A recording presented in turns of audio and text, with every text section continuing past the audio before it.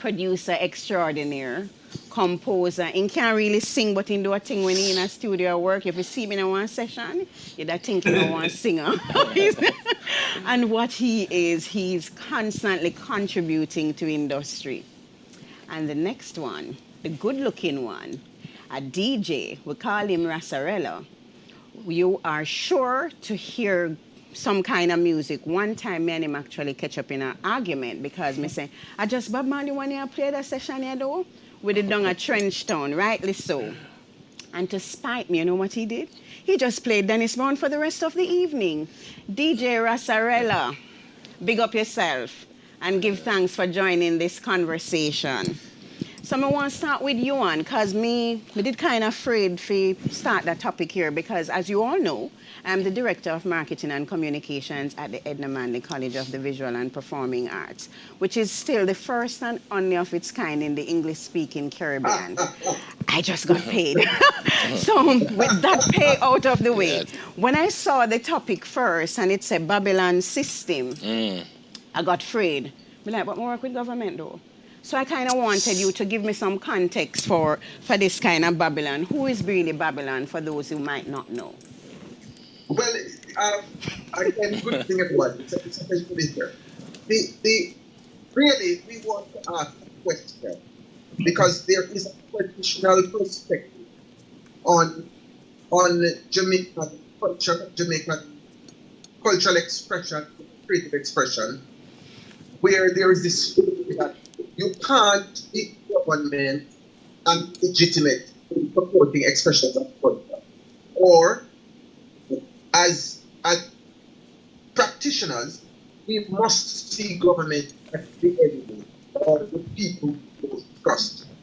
And really what we want to ask today is it really to make a choice between Babylon? Because when we speak of Babylon, we speak of the oppressed, we speak of the establishment, we speak of the structures of government. And does it have to be either that, or the people's liberator, or the people's facility, or the people's enabler? At the end of the discussion, we decide, do we have to pick a side? And if we pick a side, can we all be on the same side?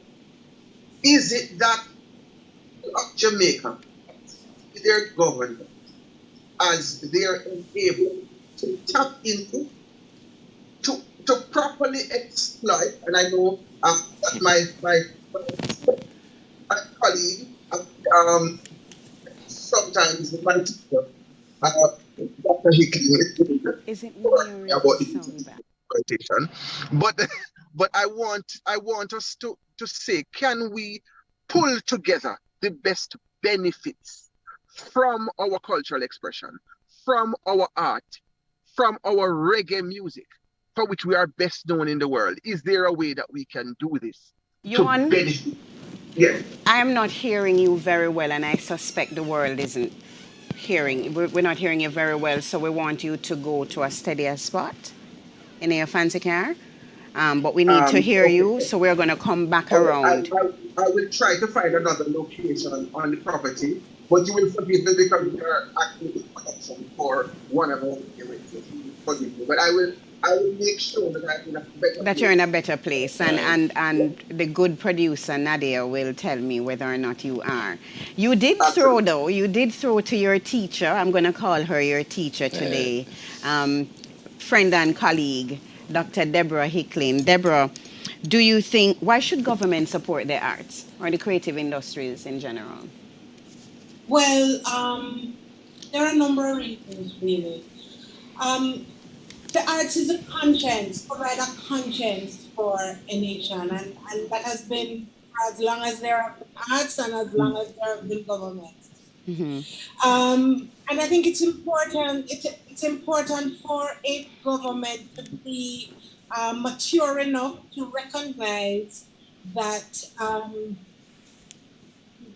that a conscience is necessary, and that there is need for diverse voices and diverse perspectives, and there is also a notion of the artistry of a nation related to their civilization, If an individual uh, has a means of expressing themselves, then that's an important part of democracy. That's an important part of diversity. It's an important part of our sustainability going forward. So a, a government needs to be mature enough to recognize that even sometimes when there is criticism coming their way, it is because people want to see better for their country. It is because individuals want to have a better way of life. And as a result, they will sing it and dance it and they will talk about it. And it is incumbent on a government to understand that it's an important part of life. It's also an economic activity. And more that culture and creativity are being recognized in developing countries as economic activity. Advanced industrial countries know that long time though. And it's Yeah. really for us now to kind of understand for ourselves what that means to us. So it's about balancing the issues of conscience and livelihood. And I think any good government would recognize the importance of that in the development of a nation. Thank you so much, Deborah. I completely agree. I think the art does so much for the human spirit, way more than good roads. So it Right. is important that we pay attention to creating a healthy cultural environment. And I wanted to go straight to you, Andre. You've been associated with the Alpha Boys School. You were a student at Edna. Tell me a little bit about how you feel about government support for arts education in particular. All right. Well, first of all, thanks again for having me here. I think that the government has made strides in terms of trying to help Jamaica to project its culture and the arts in general on an international level. So I think, like you, I had that dissonance in my mind when I saw the topic because it was stretching from one extreme to the next. But just in terms of the arts and the role it plays and, what is that the government is doing towards bolstering that, in my own experience, I think they have made, I want to say, meritable steps. But I want to also, on the other side of the coin, say, given the large role that culture plays in Jamaica and the wider Caribbean, it's almost like a drop in the bucket. So they have done stuff. And in my own experience, both in terms of what I would have experienced at Edna Manley or within my capacity even at Alpha at that particular time, we would have seen the government making specific steps to assist. But I think, broadly speaking, in terms of the wealth of culture that we have, much, much more, I think, needs to be done. I can speak from personal experience because as a student, in attending Edna Manley College, the funding for persons who were doing the arts, that was not always forthcoming. But in terms of steps, we know of things like Chase. Right. That would have been assisting. So those are, of course, admirable steps. But broadly speaking, because of what culture means to us as a nation, and what we have produced in terms of cultural products, I believe a greater investment is needed. Okay. And I think later on in the interview, I'll talk about why I think we need to take, at this point in time, particular strategic steps to ensure that our culture is preserved and that, of course, we make the best showing for our cultural products in Jamaica. Thank you, Andre. I want to go to Zoom for a minute to Mikey. Mikey, you've been in industry for some time now, and I kind of want to ask you, a lot of times we talk about formalizing an industry. Is it that the industry doesn't need formalization and we can function well without formalization? And how do you feel about the support over the years from government? It's hard to judge, right? Unless you have some. So let us assume Adman, because I'm very familiar with Adman. over the years, I've seen a lot of school bands form, but they can't maintain the momentum they got while they were in school. Because, it takes a couple of years after graduation. And I've suggested in the Manly, move the land, build some more schools, build some more apartments, and offer them to young bands or young musicians. A 2-year thing. Add some peppercorn rent, giving them a chance to think. Now, what it is now, we have an industry that is in need of young talent on a yearly basis. I remember one time Coleen had sent you a picture, which I think should have been the recruiting picture for Adman. It was a show in Europe, and there were over 20 students from Adman in front of the buses. And it had the connection between what Edna do and what takes place in the rest of the world. That occasional relationship. I've had the opportunity of having a front row seat for the graduates coming out of Edna. So I know what is being produced and what is possible. So what it needs is the extra little funding to help these youngsters form, not just cool bands, but bands that more C-sharps. But I would see what happens when these guys come out and they have the realities of who they live in a country and how they live in town now, whether they can afford it. So I just want to be very more specific. We can talk in general about what government can do and what government can. So I think Edna Manley will be a good place to start.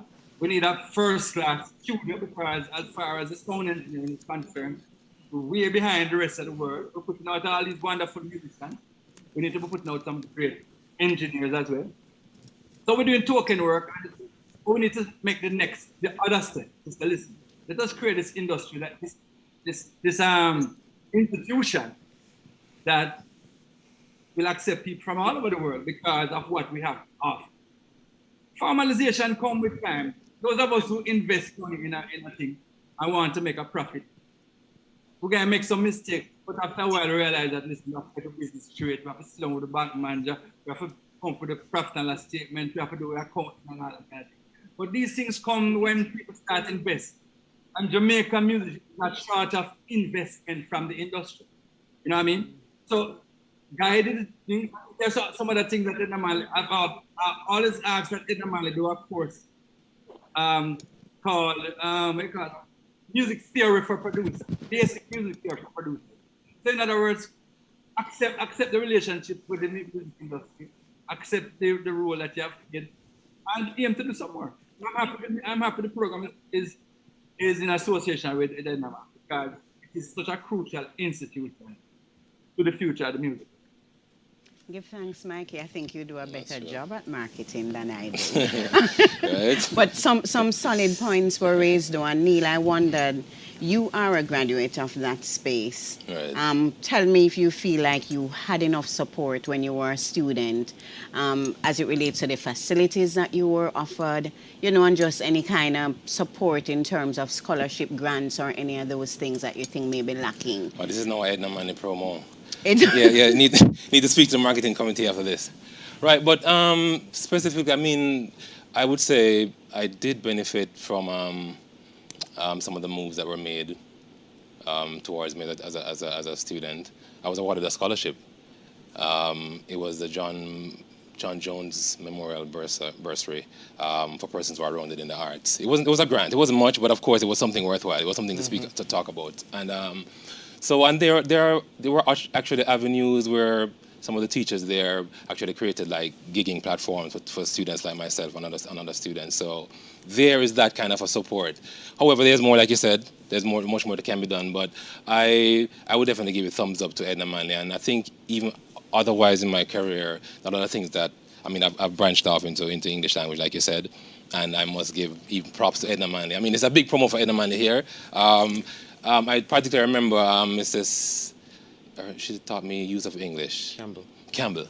Right. And I think the experience with her actually enticed me to pursue English language, and now I'm doing communication studies and all kind of stuff like that. So that kind of integration with the music and the arts, I still give it credit to Edna Manley. So there you go. I want to come back to you for you to talk to me because you're at St. Jago that you're I'm at? St. Jago High right now. St. Jago High, and talk a little bit about support for whether it's theatre arts, whether it's music in the high school system, and if there is much to do. That's, and I suppose, Deborah, you may have done quite a bit of research as it relates to this, but I want to bring in the man with Dep on the road. Right. Tell me what you think, Rassarella. I don't know if you are thinking that Babylon system we have or our governments really enabling the entertainment industry. And when we say governments, I want everyone to understand that we're referring to successive governments, not any one government.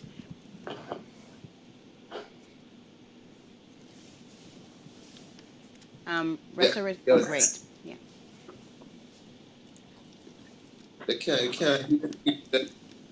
We were hearing you. You're chipping in and out.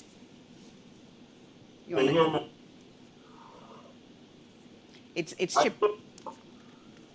Okay, can we ask Nadia? Can we resolve that? We throw back to Ewan just for a bit, and so Ewan, since Neela asserts Edna Manley promo, and it's not an Edna Manley promo. I think it's a partnership with JaRIA and Edna, but we want to be clear. We're not trying to promote. Don't make tell everybody if you come at Edna. It's the greatest place on earth. But the truth is, we want to look on policies for arts education, policies for the industry in general. And I really want you to speak about your experience in you've been on the Entertainment Advisory Board. You probably still are on the Entertainment Advisory Board. And as chair as JaRIA. Yes. All right, so I know you were speaking first and you sort of got cut off, so we'd love for you to just jump in on this. Is it an enabling environment that the government has given the entertainment industry? There are several levels of government has to be an enabler. The question sometimes is it enough? Are we getting what we really would have expected to get? You know? Because at the end of the day, there are some fundamentals, and JaRIA has lobbied a lot in terms of within the government sphere for things like tools of trade allowances, for some kind of legal concessions and so on. The government has partnered with JaRIA to celebrate a lot in terms of what we do. The very existence of Reggae Month has grown out of a partnership with the Ministry of Culture and JaRIA. So there is an extent to which there has been a lot of partnership and enablement. The question is, for a country such as this, where our diamond is our entertainment product, where our diamond is our cultural and creative industries, are we properly mining it? Are we properly marketing what we have? And is it that we need a little bit more understanding, a little bit more appreciation of the necessary structures, whether from the perspective of policy or from the perspective of engagements between government and private sector, or among private sector interests? It doesn't need to be better facilitated. Because you see, at the end of the day, if, for example, things like tariffs were introduced in relation to the cultural and creative industries, or things like tax incentives and tax breaks, if the same things that are given to, for example, the tourism industry or the mining industry, for example, if we considered cultural and creative industries to be at least as critical in terms of industry, we probably would be much further along. And so for me, it is not about us and them. It's about how together we will craft and create a space that is in the interest of all. Okay, give thanks. Debbie, I wanted you to jump in here and tell me if, in all of your research, in all your years of being engaged in this industry, what are some of the gaps, especially gaps as it relates to cultural policy or policies for the industry in general? How long you have? But But let me start where Ewan ended for a second. There is absolutely no doubt that policies have been established over the years to support culture and creativity. One of the very first policies after independence was established by he was a minister then, Edward Siaga. And the policies that came out of that process included the formation of JCDC and festival. Later policies included the formation of CPTC. Later policies included the formation of other institutions that continue to serve Jamaica well. The Institute of Jamaica from as early as the 19th century. What is an important set of policies and a set of activities. So there's no doubt that there has been policy activity, both historical and contemporary. But I think the question needs to be at this point, for such a time as this, what are the policy requirements for a big nation like Jamaica that has, Sonia Standing Naya always says, an embarrassment of talent? It is true, we have so much going on for us in the cultural and creative industries that there really needs to be a serious examination. And so the question of the gaps, I think the first gap is a framework. One of the things that I've recognized, one of the things that I've taken note of is that in the last 10, 15 years, there has been more training, more activities, more projects, more products, more creatives, more independent, more people, more everything in the cultural and creative industries. There are all these dots, all of these pieces, all of these activities, but the point of framing that and connecting those dots through policy, through cohesive activities, through inclusion. I think that's a very important one because it's one that we don't like to talk about. But the issues of inclusion and exclusion from the perspective of governance is a very important one for the Jamaican cultural and creative industries, cultural and creative sector. And I think without being accused of being critical, it's really about saying, how do we fix it so that everybody feels invested in a sector that is theirs, in a sector that everybody has claim to and should not be excluded from. And I'm not talking about not being on an email list because, hey, how many people can be on an email list? But I mean, considering the worth of individuals and considering the input of individuals at all levels. And when I say that, I'm talking about the informal economy, that the section of the economy that we call informal. And I think it's kind of almost out of order. Yes, they may not be registered to a company, or yes, you might not be able to find them when it comes to take tax time, but the fact that the informal economy is so much larger than the formal economy means that they have a role to play in sustaining the ongoing economy. So what I can do is tell you what somewhere like UNESCO says, that there are certain standards that a government should have at the moment. And maybe we can come back around to me because I don't want to hug the show, but there are particular standards, and I can let you know what they are as we do the next round. Yes, it's an open university. Thank you, teacher, for teaching. Rassarella, are you able to speak now? Yeah, you hear me? Yes, we are hearing you now. All right. Good evening, everyone. Good yes, evening, sir. Viewers out here. To be honest, it's a Babylon system. Right now, we use the word industry, but at this point, I can't see entertainment as being industrialized by governments. From when we started, from when reggae music started or these creative art started, successive governments have failed to really industrialize it. It's more like a business. When you talk about entertainment, it's an entertainment business. It has not been industrialized up until today.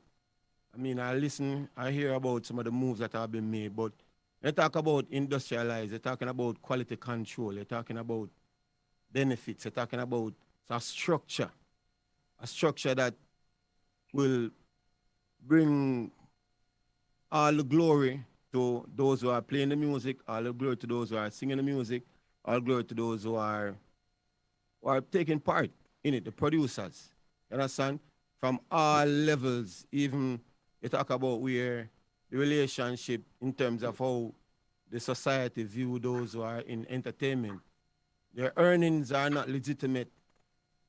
It's not accepted. It's not, I mean, entertainers can't, their earnings, say for instance, an artist sing a song today, and in the next month or so, or 2-3 months, this song become a major hit.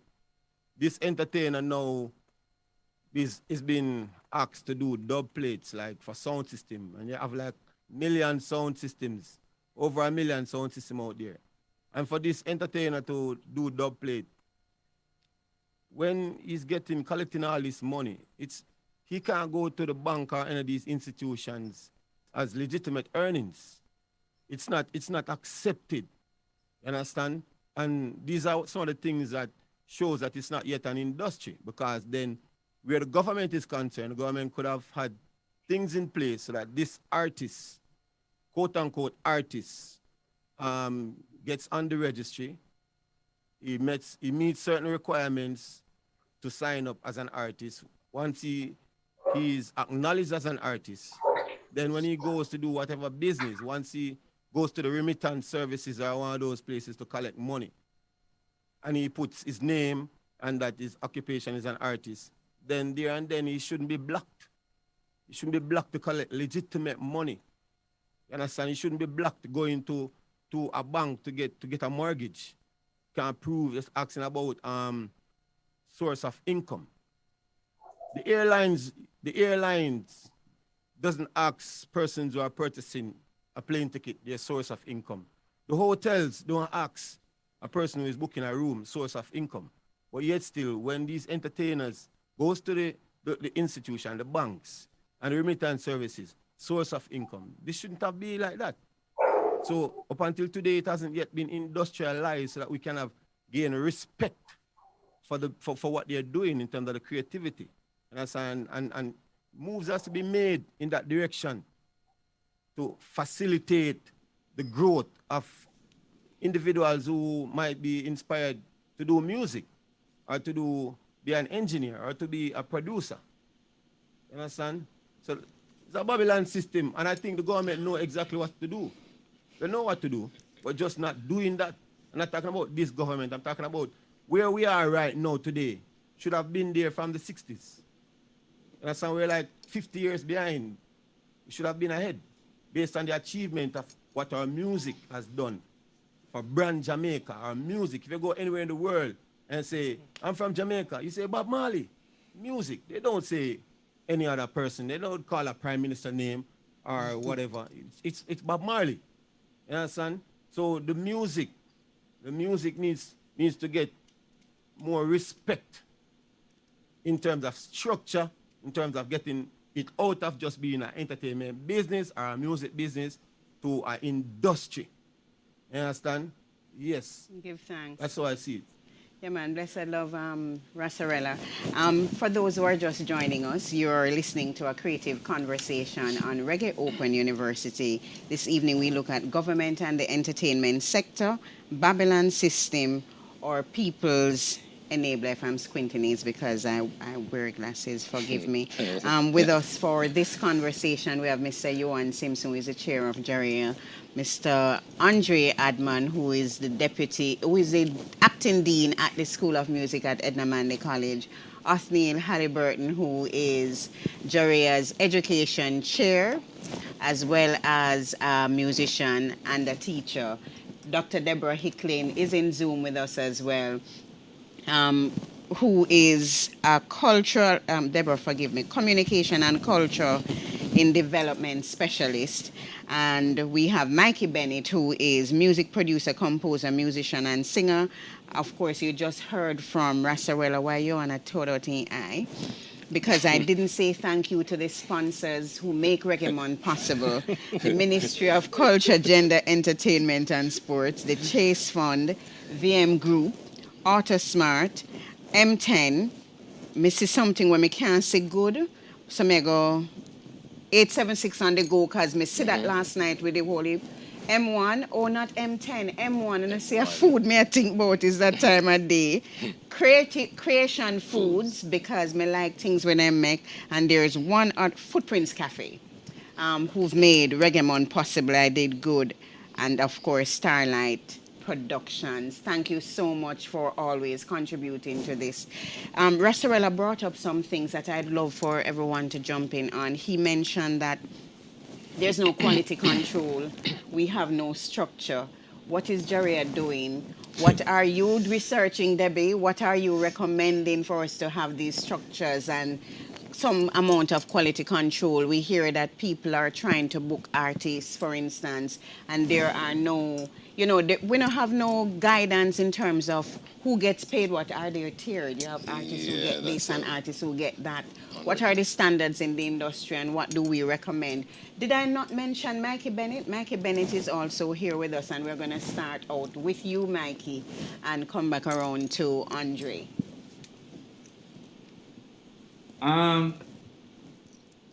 There's always a question, but there's a little pet peeve I have, One of the things that we say quite a bit is that there's so much talent.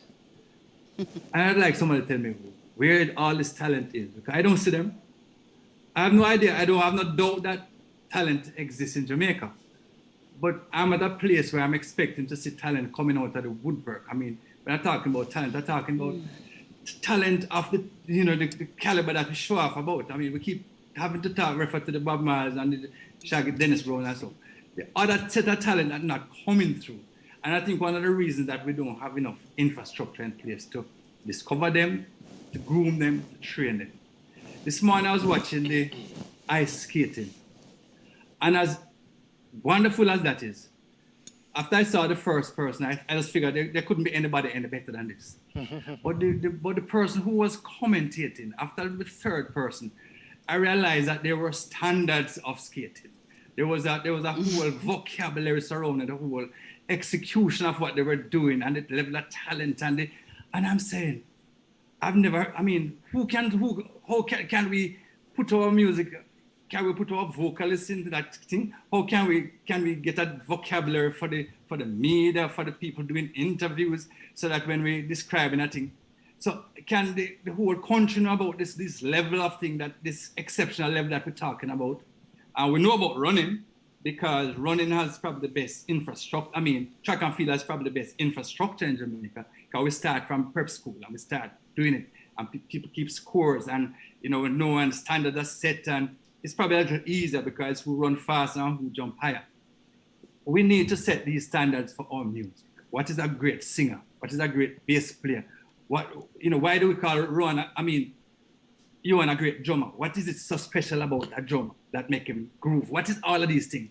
And if we love this country and we love this product so much, this should be something that we can break down, we can look at, and we can build.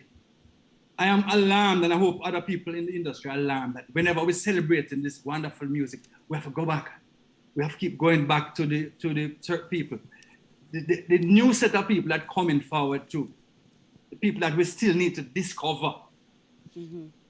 And I want to see that a greater effort made to discover these people, groom them, and Adman, like I said, need to be a place where the young singers come and we find a way to make reggae, what's a great reggae singer? In other words, it can't be the same as an opera singer. What's a good DJ? How do we make it? Look at the bass lines of Family Man and Robbie Shakespeare. What is it? What made this so powerful? Why is Family Man so highly rated in the world? What is it? Can we look at this and teach it and explore it and legitimize it and glorify it? That is what I mean. Those are the kind of things that really keep me up. I mean, why I really want to talk about, things that we can actually set some things in place for. I mean, if people making money, that is one thing, but too many people in our industry not making any money. Too many people in our industry not at an international standard, in no form. You have Gitsy right there, and Gitsy know because he's been touring and him known how good he is. And Adman has been putting out great musicians. What you have not been doing is putting out, going and finding and encouraging vocalists to come along with it, because they are the ones who we have to hitch our wagons to make the music of our. So I'm putting a plug for a search for talented singers, talented vocalists, DJs, singers, and find a way to groom them to say, listen, there is a marketplace out there. There's a way to express our culture in a way that the rest of the world is dying to experience. You know what I mean? Yeah, man. Give so I'm thanks, putting in a Mikey. plug for that. So Mikey has identified a gap that's not necessarily government's responsibility. Well, thanks for that, Mikey. And I'm looking at you, Andre, because you're at Edna Manley College. That's right. He's been saying repeatedly that we're putting out some good musicians, not the same with vocalists. What is happening? And then Debbie and Ewan, I want you to think about what is it that we can support? What are those gaps in the high school, primary school systems that perhaps we are not yet addressing?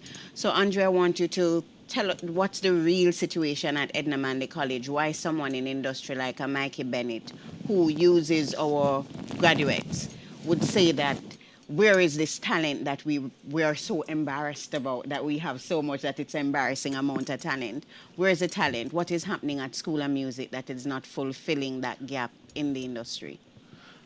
Well, that's a very interesting perspective. And of course, we really appreciate the feedback from the industry as well, because I believe one of the ways that is going to improve us going forward when we have these kind of conversations, hearing the perspective of producers and persons who are actually in the field.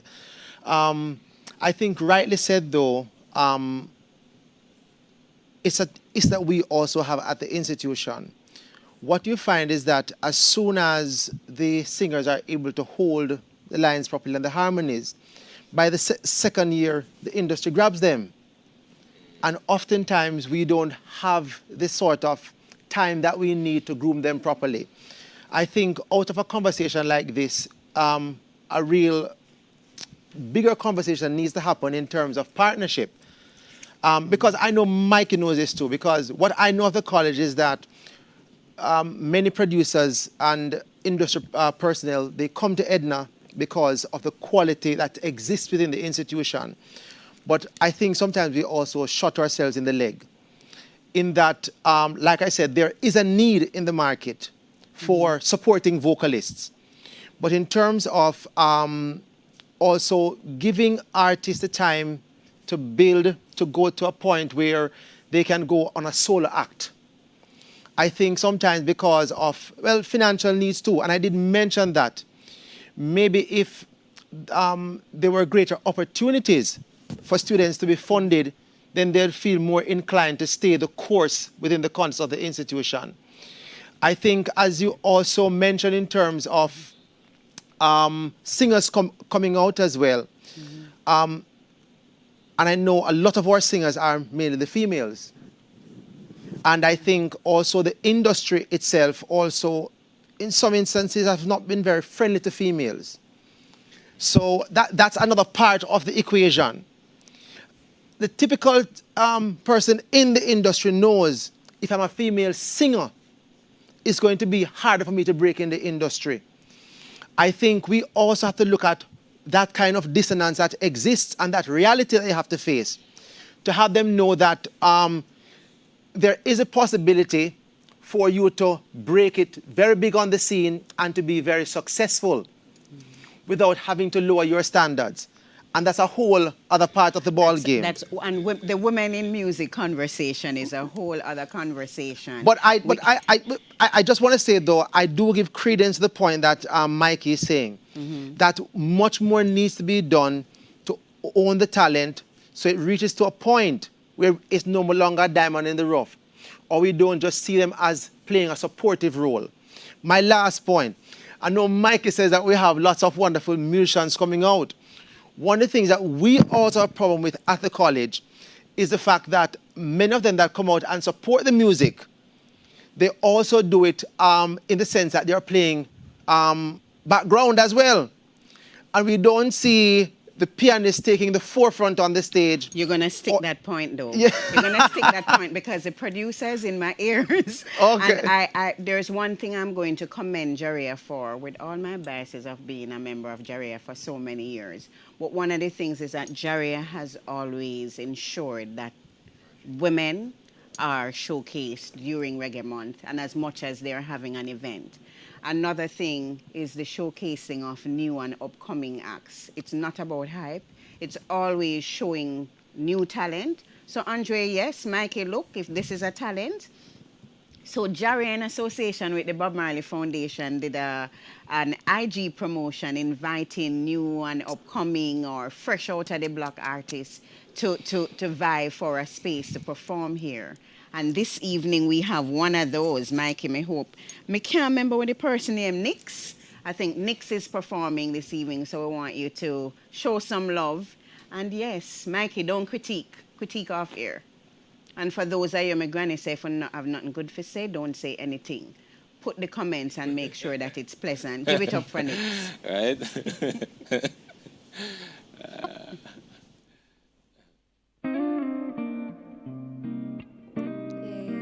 Hey everyone, I'm Nix Taylor, and this is Whatever. No, no, no.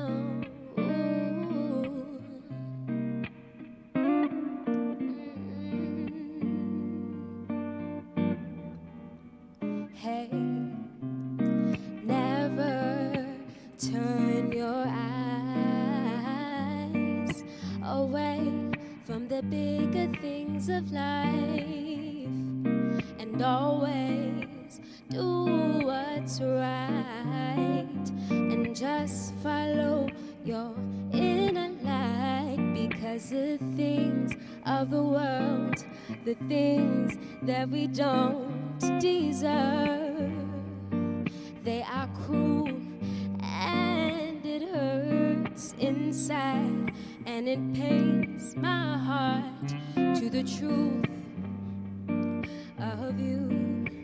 Everything is now what it seems with you. I'm holding my head straight and I'm listening to me, 'cause everything is now what it seems when it comes on to you. So I'm through. I'm opening my heart and letting go. I'm trusting in myself, go with the flow. Won't ever be broken, even when shaken. I'm ready for whatever, trust me, all it gets is better, better. I'm ready for whatever, 'cause all it gets is better, better.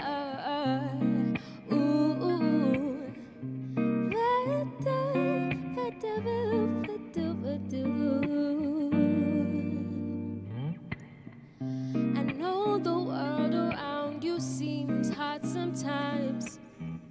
I know that struggle even got you down last night, and it hurts inside. You were supposed to be by my side, my side. 'Cause everything is now what it seems. I'm holding my head straight now.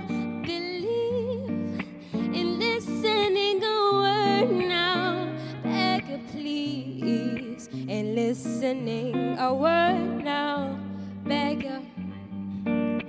Everything is now what it seems with you. I'm holding my head straight and I'm listening to me, 'cause everything is not what it seems when it comes on to you. So I'm through. I'm opening my heart and letting go. I'm trusting in myself, go with the flow. Won't ever be broken, even when shaken. I'm ready for whatever. Trust me, all it gets is better, better. Ooh, I'm ready for whatever, 'cause all it gets is better, better. Ooh, better, better, better, better. Whatever, whatever, whatever life throws at me, whatever, whatever. I'm ready like Freddy for whatever. Oh no.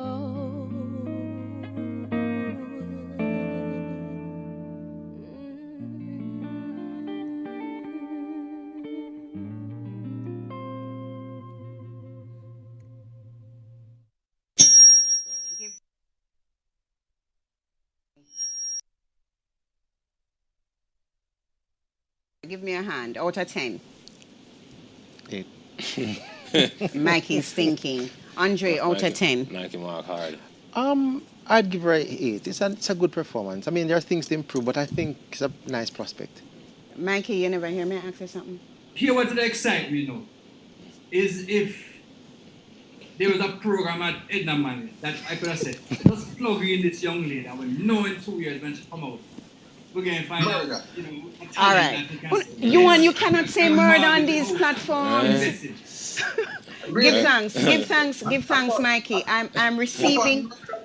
Culturally accepted. Okay, and create your Debbie now. I'm going to talk about creative freedom and the importance of that. No. What I'm talking about is sustainability. Yes. That is what Mikey was speaking about, this notion of sustainability. And you made the point, Coleen, that this may not be the government's responsibility. I disagree. Let me tell you why. Governments have choices, and governments put policies in place to move a sector forward from different directions. They choose the directions that they take. Is the choice, therefore, to look at an entertainment sector that is already financed, that is already they have their access, they're doing their thing and seeking to buy that, or is the choice to go to JCDC and create a throughput so that there's a high school they can go to, and that there's another school they can go to, and then they can matriculate into Edna. Think of all of those young people. One of the questions I ask all of my classes at UW is, did you perform at JCDC? And ostensibly, invariably, at least 50% of every class has done something through the JCDC at some point in their lives. Yeah. What happens after they have gone to Mellow Road? Yeah. What happens to them? That's it's just like sport. There has to be a development program. It's just that, we need to be doing the under 5s and under 7s and have those teams playing from very early. So I agree with Mikey about this issue of sustainability. Those are the two things: sustainability and choice. The third one is this notion of research. I'm interested in what Mikey said about where is this talent. That's really intriguing for me, because what Mikey is saying, and he's on the ground, is that a lot of what we do is we speak anecdotally. So we have all of these great ideas about how great the sector is doing, but there's no research. There's no clear idea of how many and where they are and who they are and what level of training they've got and whether they ate this morning and whether they're amongst the working poor or what demographic they're from, male, female, we don't know. That's the very truth. And everybody who's on an email list will get involved in the mapping processes. But what about those people who are not on that list and are not counted and are forgotten after Mellowborough? Give thanks. So it's a sustainability issue. It's an issue of choices. Yeah. Thank you. It's a mindset. Can we take you on and come back to you, Mikey? And I also, is that Rassarella? Yeah, it looked like we lost our host. Oh, I'm lost? Can I say something? Go ahead. Yes, and this is where I say Babylon system, because it's the education system has failed tremendously. Because this is all something that has to be taught. There are so many talents. Understand? If you take it back to Usain Bolt when he just entered the senior arena, he didn't even finish his race. But knowing the diamond that he is, and Glenn Mills took him, they nurtured him to become the world's fastest. So it's all about teaching him how to run the race, preparing him to run the race. There are so many talents. Hats off to Edna Manley for the work that they have been doing. But Edna Manley alone can't do it. We need more. We have more bars per square mile than places that people can go and learn how to improve their music skills, their natural skills. We need to have these places all over the city, all over the world, all over the country. Why is it that students are not leaving the high school level and going to the university to study entertainment management? Because it's a mindset. As many entertainers there are, every entertainer needs to have their own manager. As many DJs that there are, every DJ must have their own manager. Why is it that the government has failed to motivate and to inspire students leaving at high school level to go and study entertainment? The careers, I can tell you why. doctors, lawyers. I can tell you why. But entertainment management, there's so much money. It's a multi-billion-dollar business. And that is where people need to get in the know of how to nurture the talents and get them there. There are so many talents, Mikey. So many. But they need training. Give thanks, Rassarella, and I think I love how all of this is just really, really converging nicely. Ewan, you were saying that you have lost me. We want to come to you, but it seemed like Mikey wanted to respond to Debbie, so I'm going to allow you to go, Mikey, and then we go back to you, Ewan. No, go to Ewan first. All right, Ewan. So Mikey. I'm picking up from Sure. I'm picking up from where Deborah left off, because she liked me to sports, and I want to just to reflect a little bit on the sports model in Jamaica. Rassarella mentioned Usain Bolt. The system that makes Jamaica the sprint capital of the world is a system that is envied by the rest of the world. And it's the same Jamaica that don't have no money. The same Jamaica that doesn't take a career in entertainment seriously certainly as it takes a career in law or medicine or engineering. Good? Now, the fact is that when you are in prep school or primary school, if you have sprinting talent, there are systems in place to search you out. There are systems in place to cause you to grow. And of course, it took a while for us to realize that honing it ourselves, providing facilities, because let us not fool ourselves. We've been doing well on the global stage in sport for a while. But it took the bravery of a Glenn Mills, for example, to start a local program. And of course of his counterparts at UTech, to do a program that says, let us keep our best athletes here for university. That's about transition. That's about being able to give them the transition from a champs to professionalism. It's the same kind of transition that we need from a JCDC, for example, to professional endeavor. And part of the challenge is that more and more we have seen the JCDC product whittle away. More and more, I mean, I grew up in a JCDC system, and there were other spaces within which I have had the good fortune or misfortune to say that the JCDC is an international best practice that is not being best practiced. Because at the end of the day, JCDC has a network that covers all of Jamaica, that is able to root out talent from everywhere, from community groups, from churches, from schools, from institutions. Why are we not using? So Mikey is asking a very good question. Where is the talent? It is not that it is not here. We're not seeing it because it is not being showcased. It is not being properly unearthed. Now, it therefore means that something is wrong in our structure. because we should be able to know where they are. It would be a part of the mapping process that Deborah is asking about. Good. And if we don't support it, now this is not only about government. This is also about the kind of support that private sector gives in appreciating that. Listen, this is excellent for industry. This is something in which you need to be investing money, right? Because it is not only about the government's approach, and sometimes government is reactionary because they want to pander to what private sector seems to be interested in. They want to pander to what they believe is going to make money or win votes or have some kind of global impact.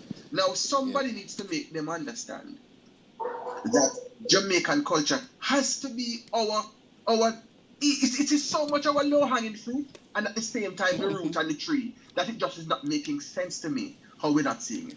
But Ewan, You know what it is? But Ewan, to be fair though, the sports structure takes place through independent sporting associations. So there's something to be said about our organizational capabilities within the cultural and creative industries as well. You start an association, 10 people come, they come for 6 months, then you don't see them again. Right? And then they fritter out, and it's the same 5 people keeping the association going. The cultural and creative industries individuals also have to take responsibility for themselves going forward, and to ensure that their demands are met through their organizations. I mean, that is true too, but if you think about it, the kind of allowances that are made for sportsmen and women or for sports-specific students in school are not made for art-specific students in school. So the secondary school system and the primary school system is not as, I don't know if it doesn't give enough bragging rights, but it is just not, it is just not structurally as supported as sports. Now, if you talk to the sports practitioners, they will tell you that we are nowhere near where we need to be. And so that's another conversation. But I'm just saying that we can learn from, we don't have to make the excellent the enemy of the good enough. There are things that we can actually take from where we are obtaining success and apply it in other spheres. I know, give thanks, Ewan and Debbie. I know, Mikey, you were coming in, but I know that Neil, Neil has been itching, burning for a while to say something. So let's hear, and then we go back to Mikey. I think what it is, we need to do some soul searching, because it's our mindset as it pertains to the art. I mean, I teach music and English language, so that kind of juxtaposition can actually generate what is it I really want to say. I think it's a mindset when it comes down to the performing arts. We're not seen as the intelligentsia. We're not listed among the intelligentsia like Ewan actually pinpointed. So persons, I mean, ask yourself as a parent, would you really encourage your child to say, okay, let's go into the creative arts as opposed to our science or medicine? My daughter is in the creative arts. But very few persons do that, because what it is really is, it seems as though it is really, it's a lottery. It's almost like a lottery. You may win or you may not. You may get a hit or you may not get a hit. So I think it's a mindset where even some of us who are practitioners within the art, stakeholders, they will tend to even discourage their child or whoever they're grooming from the art. And it's a serious question. So, I mean, it's a perennial issue, but we're skirting around it, because it is hard. So that's what it really is. Nobody really wants to invest per se. I mean, it's pastime, it's disposable income. I mean, you go and have a party, but when it comes down to the real money, then it's generated into a different aspect of education. The persons who sit CSEC music, I have like 5 students in that cohort. The persons who do English language is the entire cohort. So you can realize the parallel there. So I'm saying it's a mindset. And everybody, I mean, government, all of us are guilty of it. Yeah, nobody really encourages the art. I mean, it's tricky. It's a platform that, I mean, you don't want to turn a musician, even though it can generate so much more money than per se, even if you should compare that to the medical fraternity. I don't know if that is going to open a whole new conversation about I think that's what it really is. The misconception sometimes in the arts about the industry in general. I do recruitment, and we can tell you most parents don't want their children to do the arts. And 2 weeks ago, there were 2 students sitting in the School of Dance, and I said, where are you from? Oh, we graduated from UWI a year ago. They did psychology, but we really wanted to come here, but mommy wouldn't pay for this. That's what I'm talking about. So you have that, and how do we work against that, you know, when that's what you have? I think that's How what do it we is. work against when the government are going to give scholarships for math and English and science, but they're really not giving a scholarship for the arts? That's hypothetical, by the way, Minister, please. But also, how do you hear me say, it's almost like I'm about to apologize, Debbie, and you know me feel, that you're afraid to speak your mind. I feel like you're not able to speak without, to be truthful, to Right. share your experience without anybody taking it personally. But Yeah. this is really our reality. Or you get blacklisted, or um, you get ignored, or there's a whole But- range of activities that you can get if you say the things that are true to your heart. And that's true of the cultural and creative practitioner too, because somebody who's going to burn out this and burn out that, it's not going to necessarily be brought to the table. And if they do, you'll hear that they're rude or out of order. Rude? Out of order? To whom? you know what we say at Edna, be bright and out of order. Yeah, so Mikey wanted to jump in. Let's Yeah. hear from Yeah. Mikey. So when Puma just take up $2 million and decide to invest in some of the country schools, they're not built because of no particular love. They're built because they understand at one time Jamaica had 9 people running sub 10. No other country in the world boasted that. So something is here. Something is here at the root. And like you want to say, it's a question when coach pulled mommy aside and said, listen, you see your son, I think he could get a scholarship in. People associate performance at champ with scholarship. With scholarships. Kwame Dawes told me one time of a case, he went down to KC and he was teaching literature. And he used to get the class right after lunch and it's pure, everybody drop asleep. And he was going in one day and he heard the song, "Let go me hand gate man, make me come in." And he realized it had every little factor, that all the metaphors, all the syntax, all the similes that he was trying to pass on to the point. And he went into there, and started writing the song. And he used that song, popular DJ song, to teach literature. And he said after that, the class, everybody up and about. We have not used the culture. I'm surprised that, people probably need to get some figures out to people of how much publishing money, millions of publishing money come into this country or is generated from reggae. And we have a shortage of writers, right? So every literature class in Jamaica is a chance to look at the works of Woodruff, Bean, Man, of everybody, criticize it and encourage the young people from there. In other words, we need to use the arts to find arts. So when coach said to mommy, this boy can really run in. Mommy go out and she buy the boots and she buy the thing and she make sure him can go to extra class and she pick him up and she's prepared to make the investment because of what?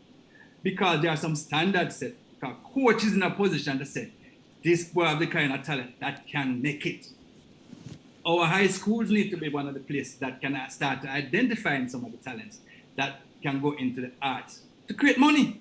Because like I say, when you have a graduation, every law firm is up there, and looking out for people, for engineers, for all these people.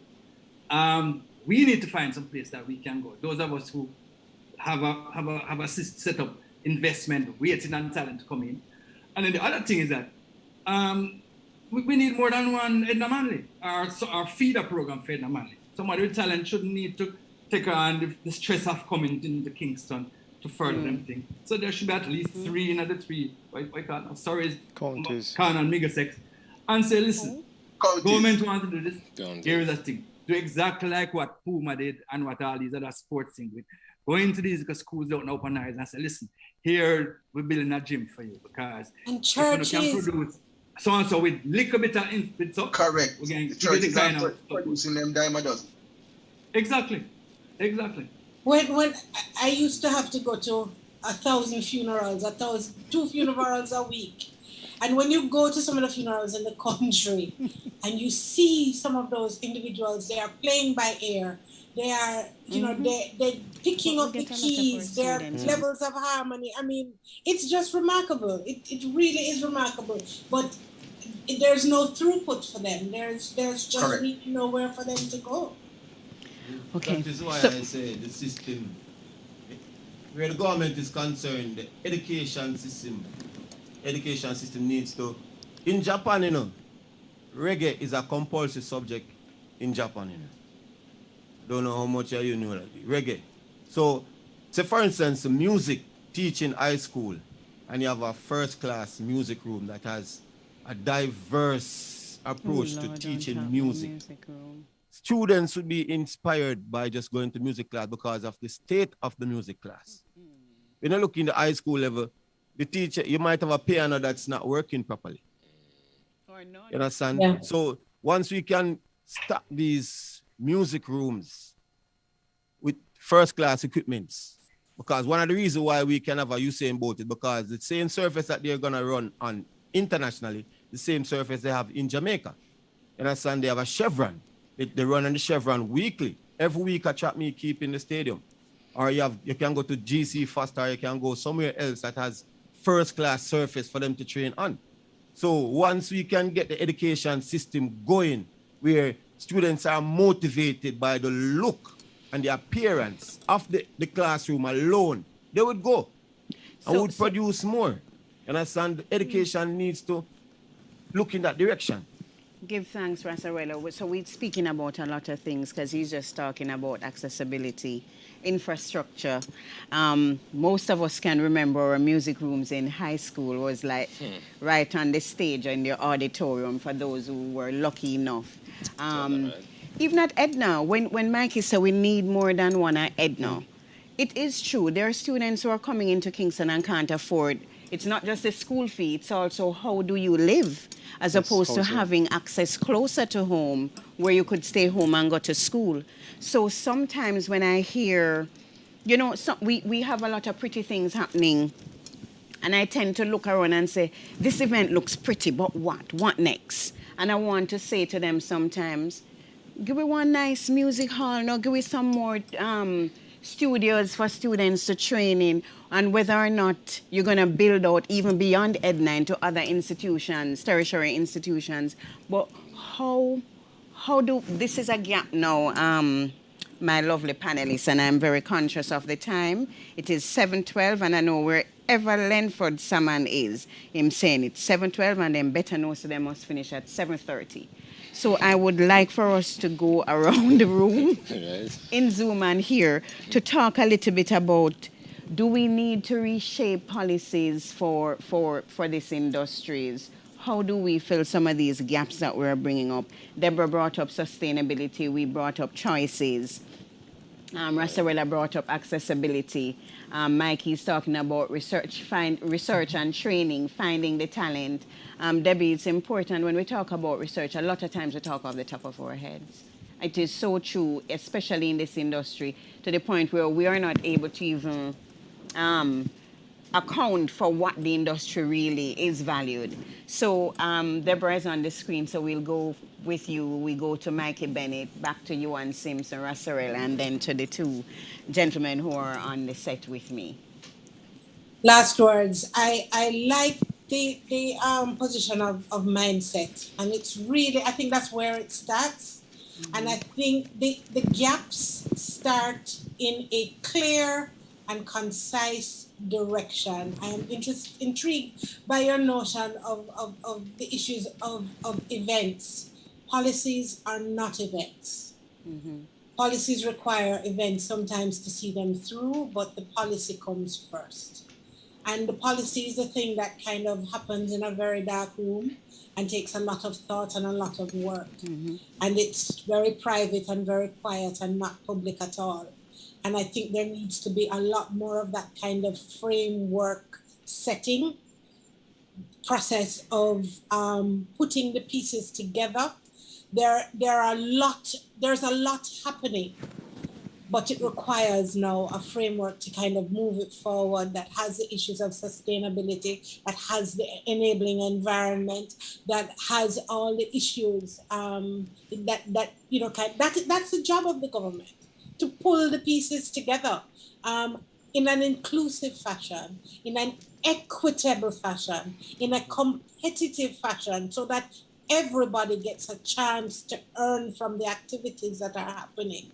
And I think this is an important part of the policy making. And I think there needs to be some kind of introspection and open introspection and not taking criticism as something that is harsh and destructive, but instead something that is instructive, yeah, and is made for all of us. All of us want to get on.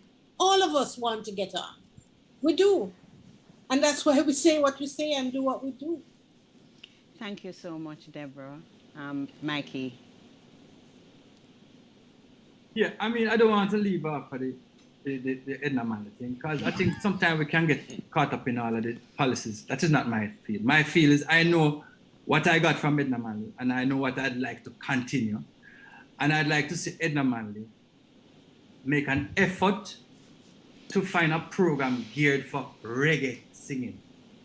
Not just singing, reggae singing. There's something special about when you listen to a Michael Rose sing, or a Dennis Brown sing, or a Peter Tosh sing, or a Luciana sing, and you hear St. Anne. When you hear Jimmy Cliff, you hear Jamaica. We have been bombarded with the American thing, and we have seen how far that has not taken us. It has not taken us anywhere. But there are levels. In other words, there are levels, and we want to be able to translate everything, all of the musical knowledge that have gleaned over the years. Michael Harris and I had started a little thing. We were going to take all the popular phrases from Dennis Brown and Barrington, and all of these phrases, and break them down into scales that kids could learn to sing. Because them sound simple when you hear them, but when you hear somebody trying to imitate these people, you realize that there is something that them still never get in terms of the feel and the mood and all of that thing. And it might sound simple, but those of us who've been knocking at the international door trying to break through realize that it happens when we are our authentic self, our best self. So that is one of the areas that, like I said, that's the area that I'm most passionate about, because that is the area that I see we're coming up short in a number of cases. We should have at least one of the most powerful lady in music in America, females. She said Jamaica keep putting out these single soldiers to fight a war. She needs to see 6 young ladies coming out. Half a dozen guys. Every year, we need to be putting out 6 powerful young people who fight and compete with each other, compete for our affection, compete for the world. But we don't have that, and anybody who think we have that. So I don't know who again have a conversation with Rassarella. I'd like to know where this next set of talent is, because I have investment that has been made to monetize this kind of thing. They're not coming. Give thanks. I was asked to do something recently, and we sat down in a boardroom, and we were going over the same names, because there was nobody coming forward to say, let us get excited about this person. Like I said, I know them out there. We have to go find them. We have to go use the primary schools, the high schools, the colleges to find them. Thank you so much, Mikey. I like how you say thank you, like drops mic. Yes, Ewan. No, excellent positioning. Now, hear what I'm saying. I am challenging us to go back to the model that takes things from the root to the fruit. Now, I'm saying it this way because I mentioned it earlier. Mikey asked, where are they? How come we don't see them? Why are we calling the same names every time? It is because we can only call the names of the persons who have been brought into the room. We can only call the names of the persons who get a chance to go on morning time TV. Because we are not finding, there's no conveyor belt that takes them to the next step in the production line. And not everybody has the time to go search for them out the street. Yeah. So it is critical that as a nation, we come together and agree that just as we take decisions about education, we take decisions when, for example, we're having some kind of medical challenge, right? We take decisions when we are having all kind of issues nationally. Mm-hmm. I mean, I see Deborah writing that somebody has to find them. And I'm saying, And one of the things that Deborah said earlier too was that there has to be a system. There has to be a system in place. It cannot be that government divests itself of that, but it also cannot be that government is expected to do it alone. Let's go on record as saying the entertainment industry, to the extent that there is one, and I said that somewhere else and people wondered why I said it. To the extent that there is one, the practitioners must appreciate, and I think COVID has given an opportunity for us to understand that it can't work that way. We must understand that, listen, if we don't do something about it, our industry on which we survive, we see the power that it didn't have in COVID when we were the last to get a grant. Good? We see the power that it didn't have when we are the last to reopen. Because we have not invested enough in giving it the voice it needs to have at the table when government speaks. We need to be invested to the extent that they know that we are here, not trying to be rogue and trying to dodge paying taxes and trying to stay out of Babylon system and not engage the conversation, but participating in the system, participating in organization, because that also assists government to know where are they. How do we find them along the conveyor belt? What kind of help do you need? The truth is that there are people like JaRIA, Ewan, I'm not rude. like Deborah, You have like, 30 seconds. like Mikey, who have been speaking for years. But how do we get taken seriously when, as Mikey said, there's one soldier in the war? It's not only global, it is global. All right, How Ewan. does it work when children don't know that they can actually invest in themselves and get viable training to give them a future so they can actually have a pension? Okay, and come to Edna. Ewan, listen. You're JaRIA chairman. You can't talk more. We know you're chatting enough. We appreciate you. Rassarella, yeah, we are ask Babylon forgive you. Yeah, we need the notion for change, because the stigmatization, the stereotypization, the put in a box kind of syndrome where entertainment is concerned has to change. You understand? It has to change holistically, and the hypocrisy, because then when all these members trying to be government on their campaign, they use the same music to rally the people, to get that vibe going, to get that support on their part. So to me, that's some level of hypocrisy, man. And you need to change that notion to make it seem as if those who choose entertainment is a minority in the society or a minority of the nation. And let it be a professional career also. It can be a career choice, not just lawyers and doctors are a career choice. You can have entertainers, you can have a singer, you can have a drummer, you can have a bass guitar player, you can have a performing dancer. You understand? Whatever. You understand? We need to see that as a profession also that is viable for persons to want to get involved in, and not just want to be a doctor or a lawyer. Because these artists are earning more money than the doctors and lawyers. Even the bank manager, the bank teller can get a mortgage, but the artist who's earning more money than the bank manager can't get a mortgage. That's a joke. Yeah. We need to change the stigmatization and the place in a box going forward. And the government has a very important role to play, so that people in the wider society will have respect, not only when they need the artists to come and sing a song or two on a stage to let them look good, but to have respect for the business and to turn it into an industry where persons can earn from it legitimate earnings and can be seen as somebody worthy to be on the road, going about and be motivate and inspire other people to do it. Give That's thanks, just Rassarella. Change the narrative. Give thanks, Rassarella. I'm asking you one quick thing. Where next can we come and see you play?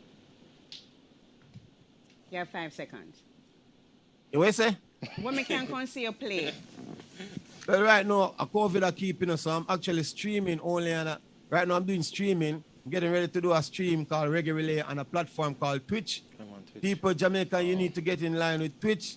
All This right. way we have been. Can you put that in the chat so the producer can tell me and so we can Yeah, blast it Twitch. for you? Right. All Yeah, right. Twitch TV. Blessed love. Neil, you're not directing. You're to give your final sound. My final sound, like I said before, how do we change the mindset? Which this conversation definitely helps with that. It definitely has to do with the mindset of the persons who are the movers and shakers. So conversations like these are necessary, and let's continue in a nutshell. Yeah. Thank you, Andre.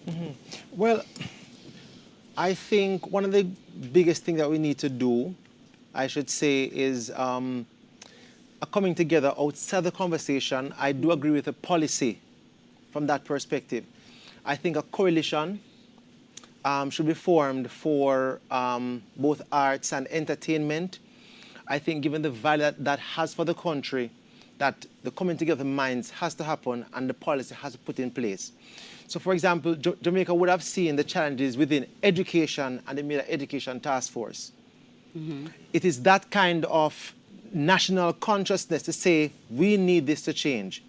And because we want it to change, we'll come together and put into place the resources, the people, human, and so on, just to ensure that the product is improved. I think the same kind of perspective actually has to happen for the arts and has to happen for entertainment. I think greater investment in terms of education has to happen because education is going to be that transforming factor from the early childhood level all the way through. Our experience at the college level, and we know this, which is why we have a pre-college course, there are gaps in our system, so they don't come ready for us, and we have to do something to make them ready.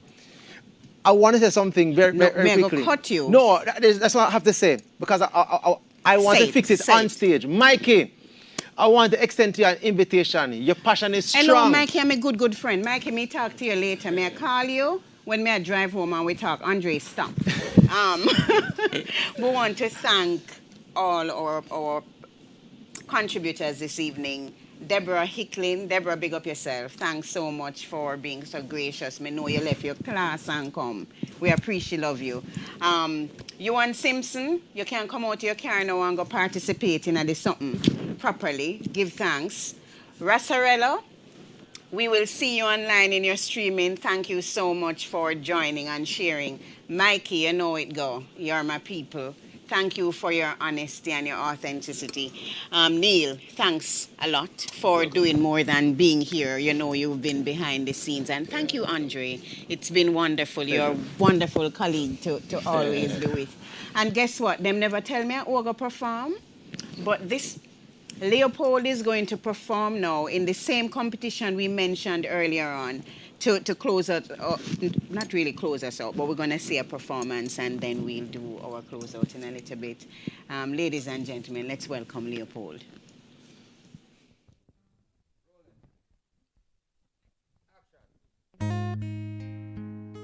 Oh, hey, oh,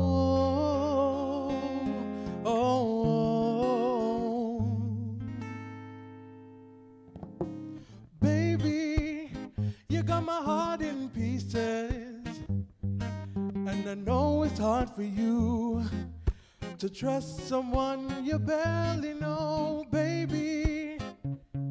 You gotta open up to me. Let me prove to you that I'm the one you're truly looking for. Every morning I wake up with a smile upon my face. Oh, thinking of you, I know it's crazy, but in my eyes, girl, you amaze me. Your attributes and those thighs got me singing, oh my mind. So should I stay or should I go? Baby, please tell me, cause I don't know, baby. You got my heart in pieces, and I know it's hard for you to trust someone you barely know, baby. You gotta open up to me. Let me prove to you that I'm the one you're truly looking for. Now why when I see your face, I see all the hurt and the pain down deep inside. Your flaws and insecurities, I see them all and I wonder why you tried to hide. You are beautiful and you need to know that everything's alright. You're my baby, one and only, oh, oh, oh, baby. You got my heart in pieces.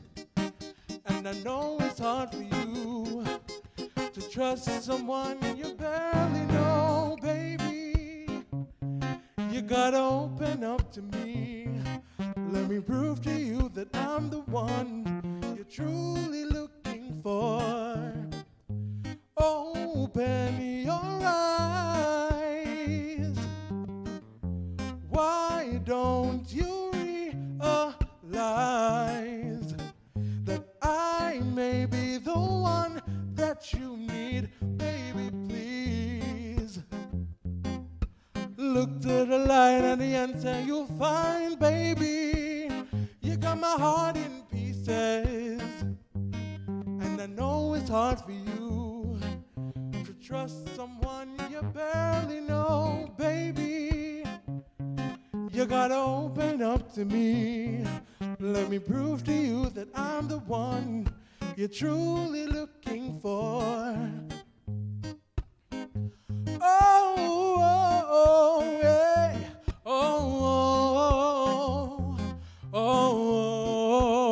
oh, baby, please come back to me, baby.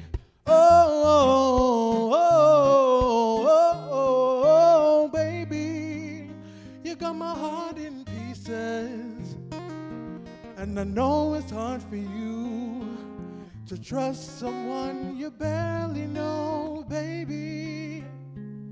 You gotta open up to me. Let me prove to you that I'm the one you're truly looking for.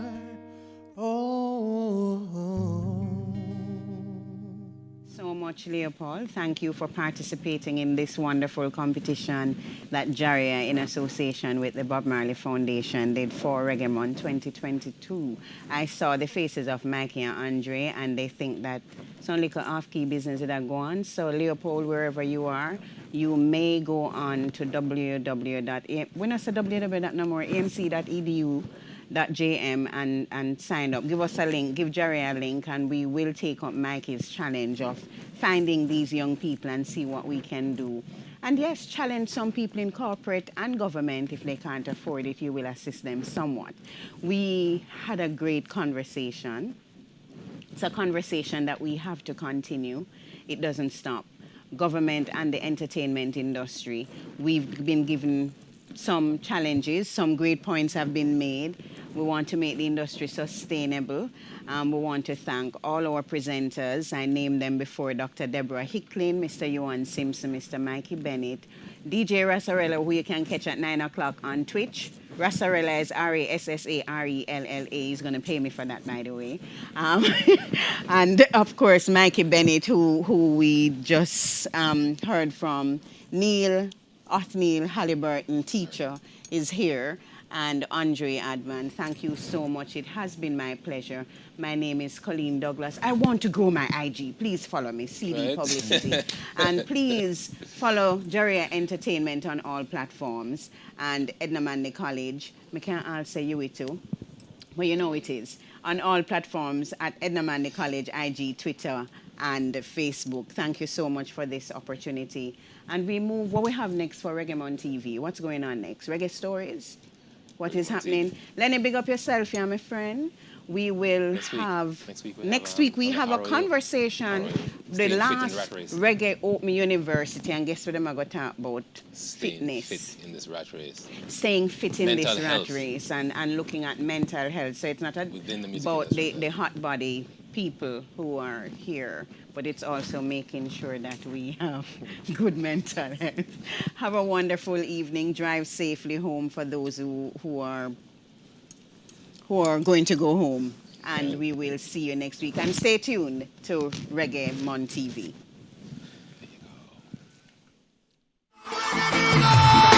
Reggae Reggae Month is February. February is Reggae Month. Come catch the rhythm virtually. We gone online totally on Reggae Month TV. Mega reggae concerts, interesting reggae documentaries, informative reggae symposia, and lots more. Online daily from 6 p.m. to 10 p.m. on PBCJ, Jam Vision, JCDC Facebook page, and several other cable and social media platforms. Details available on the Reggae Jamaica mobile app, Reggae Month TV. Tune in daily and be entertained and informed.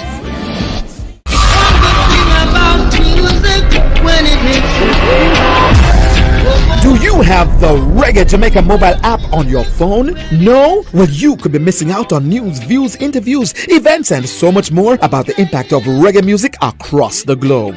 Information at your fingertips about Reggae Month and other exciting reggae events. That's the Reggae Jamaica mobile app, now available in the Apple or the Google Play Store. Get it now! Everybody wanna feel.